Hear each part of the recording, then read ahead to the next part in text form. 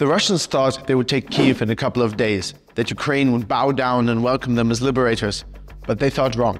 Economically isolated from large parts of the world, with more and more reports of their soldiers refusing orders after realizing that they're just being sent to die a pointless death. В общем, какая-то хрень полнейшая. Личный состав гибнет. Вот все, что осталось от моего взвода. The Moscow regime is becoming ever more desperate. The once maybe second strongest army in the world is fighting for months to take small towns, and this fight is costing them. Don't get me wrong, it's also costing Ukraine. But welcome to Talking Tactics, where this week it's about the desperate Russian effort to counter their shortages of ammunition and equipment.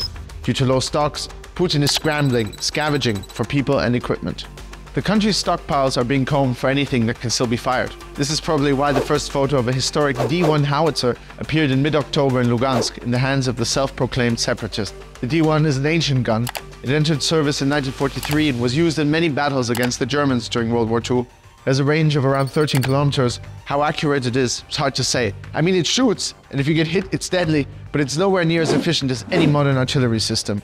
So if you're a modern army, the D1 is not your first choice, but kind of a last resort. Also, a video has surfaced of a Russian trucker filming an entire convoy carrying historic S-60 anti-aircraft guns near the border between Russia and Kazakhstan.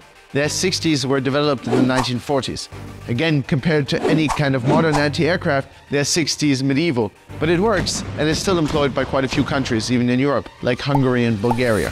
But probably the most strange and obvious sign of Russian desperation is a video that appeared a couple of months ago.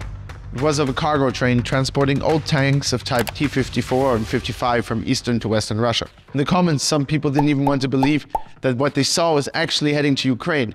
In fact, there was speculation that these antique war machines were being transported for the traditional Russian military parades in May. But it has become clear, T-55s are being deployed in Ukraine. Russian sources even reported the deployment of the first T-55s in the region around Zaporizhia. But what are T-54s and T-55s, and what chance do 70-year-old battle tanks have on a modern battlefield? The second question is easy to answer. There is extremely little chance of survival for the T-55 and its four-man crew in a real battle, and it's because the crew is protected by conventional armor steel. When the T-54 entered service in 1947, it was already clear that armor steel alone would no longer provide adequate protection against modern anti-tank weapons. By the way, the T-54 and 55 are perceived as two different models, but in fact, they are part of the same line of Soviet combat vehicles. The machines were constantly modernized and had changes in design, but conceptually they remained the same tank. The crew inside a T-55 is protected by 200 millimeters of armor steel, which sounds quite thick on paper, but in reality it's completely useless against any modern anti-tank weapons. Whether Javelin or NLAW, they will go through a Russian T-55 like a hot knife through butter.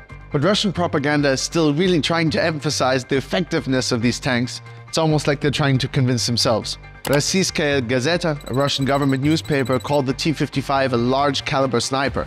According to the report, the T-55's gun is extremely accurate. At a range of 1,000 meters, the high-explosive fragmentation grenade hits the point at which the gunner aimed. Sounds impressive, right? But here's the problem.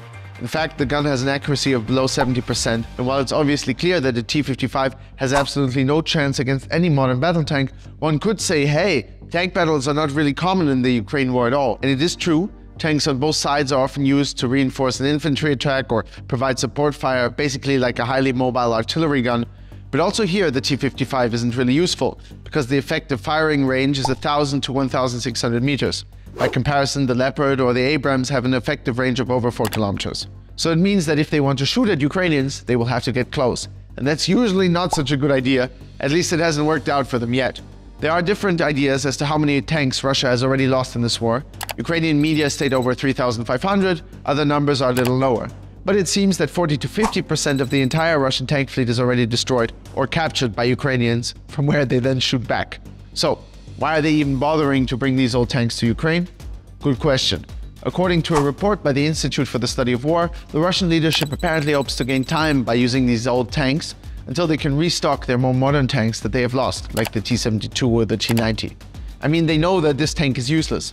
Even if they don't admit it, deep down they know. And the next problem, Russia's only tank factory reportedly produces only around 20 tanks per month. So according to this report, it would take more than 6 years to reach Putin's target. So are the T-54 and 55 hopelessly outdated scrap? Well, unless you rework them, upgrade them, like Slovenia did, for example, with T-55s that they sent to Ukraine, then yes, they are scrap. In the 90s, Ukraine actually sold 1,200 T-55s as scrap metal. The steel was recycled in Germany. But even in Russia itself, no one was really thinking about ever using these relics again. And also in the 2010s, they sold a lot of these old tanks, again at scrap metal prices. And that's why so many of them landed in the hands of private collectors. Or here, at the National Museum of the History of Ukraine in the Second World War, where they now serve as what they really are, museum pieces. Thanks for watching Talking Tactics, hit like and subscribe, and see you next week.